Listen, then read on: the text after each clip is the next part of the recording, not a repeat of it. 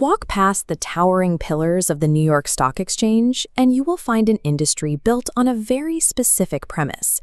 The narrative dictates that to navigate the financial world, you need an Ivy League education, a high IQ, and insider access.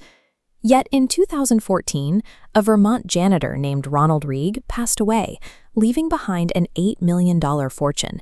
He didn't inherit the money, and he didn't win the lottery. He spent decades sweeping floors and quietly saving. Meanwhile, brilliant corporate executives with MBAs regularly file for bankruptcy. This discrepancy exists because managing money is not a hard science governed by spreadsheets and complex formulas. It is a soft skill, dictated entirely by human behavior. Ronald Reeg succeeded because he bypassed the biological urge for immediate status and consumption.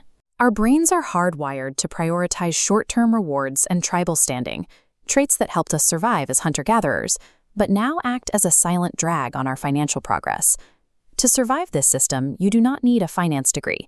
You must first map out and diagnose the invisible cognitive traps operating inside your own mind.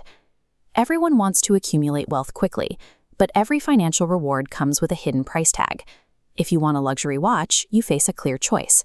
You can either pay the retail price at the counter, or you can try to steal it and sprint out the door. In the stock market, the cost of a massive gain is not printed on a receipt. The mandatory fee is enduring periods of intense, stomach-churning volatility. In 2011, Netflix plummeted 80%. Investors who held on became incredibly wealthy, but they had to endure the collapse. Zooming out, an investor holding an S&P 500 index fund since 1980 has spent 13 years trapped in drawdowns of 20% or more. These rows of declining red symbols represent the entry fee for long-term wealth. Every participant must endure periods of uncertainty to reach the reward. If you refuse to pay this emotional fee, you will inevitably panic sell at the bottom, permanently evicting yourself from the market. Once you endure the volatility and build some wealth, a second pathology emerges. We are inherently programmed to compare ourselves to the tribe, creating a sensation of never enough. Consider a highly specialized doctor earning $500,000 a year. By almost any metric, he is wealthy. He feels entirely secure in his success until he buys a vacation home in the Hamptons. Over the fence is his new neighbor, a CEO taking home $10 million a year. Suddenly, the doctor's $500,000 salary feels deeply inadequate.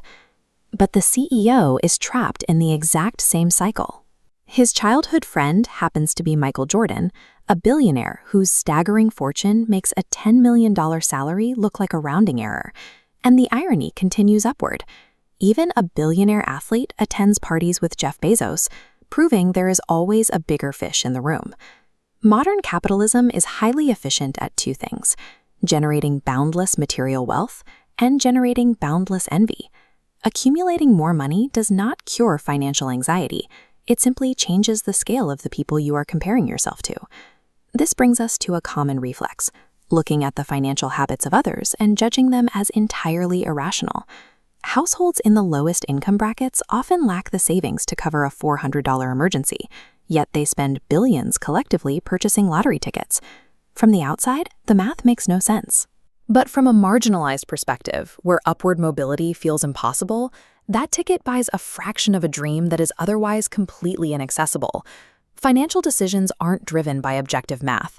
They are justified by unique personal lenses and experiences. Then there is our biological obsession with loss aversion. It is the reason pessimists sound like brilliant analysts, while optimists are dismissed as dangerously naive. True wealth compounds slowly over decades. It relies on time acting as a lever, quietly multiplying small daily improvements into massive gains. A market crash, by contrast, happens in an instant. It dominates headlines, biologically hijacks our attention, and induces an immediate sense of panic. This inherent bias toward pessimism regularly tricks intelligent people into abandoning their careful, long-term wealth strategies the moment things look grim. To win this silent war in your mind, the first step is to permanently discard the need to look wealthy to the people around you.